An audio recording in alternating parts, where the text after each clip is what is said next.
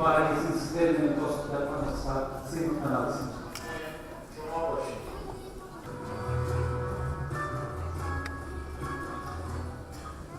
Невозможно переоценить влияние Ирана, его вклад в зарождение и эволюцию различных культур и цивилизаций, во многом путеводную роль этой страны в истории человечества на путях его развития и совершенствования.